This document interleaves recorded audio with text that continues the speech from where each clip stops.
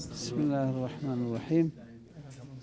ئێمە بە بۆنەی ساڵیادی تەلەفزیۆنی یەكگرتووی هەولێر پیرۆزبایی لە هەموو کارمەند و بەڕێوەبەر و بەڕێوەبەرایەتی تەلەفزیۆنەکە و هەموو بینەرانی خۆشەویستی کەناڵەکە ئەکەین. ئومێدەوارین خوای گەورە هەروە سەرکەوتویان کاوە بەردەوام لە خزمەتا بن، خزمەتی میلەتەکەمان بکەن، خزمەتی شار و شارۆچکەی دەوروبەری هەولێر بکەن و لە لێرەشەوە پەیامی هەولێر پەیامی ئاشتی بگەێن بە هەموو کوردستان.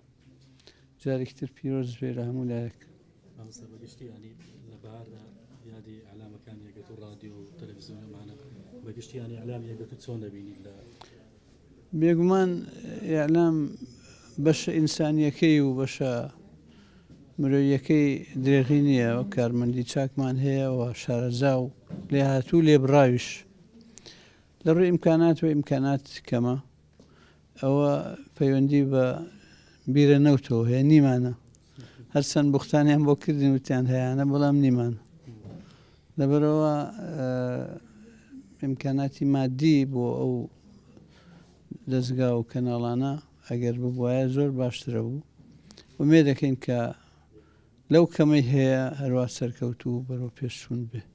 نەچونە نامل ملانی شەڕی ئەعلامی ئەمانە چەند بێگومان ئێمە لەگەڵ شەڕی ئەعلامی نین، ئێمە لەگەڵ گرژی نین و دروستکردنی گرژی ئیشی ئەمە نییە، بەڵکو ئارامکردنەوەی دۆخەکە و ئەدەبیات و ئادابی ئێمە جیاوازە لە خەڵکی تر و داواکارین کە ڕاگەیاندنی یەکگرتوو بە گشتی دوور بێ لە هەموو گرژیەک، دوور بێ لە هەموو وەڵامدانەوەی گرژیەکیش.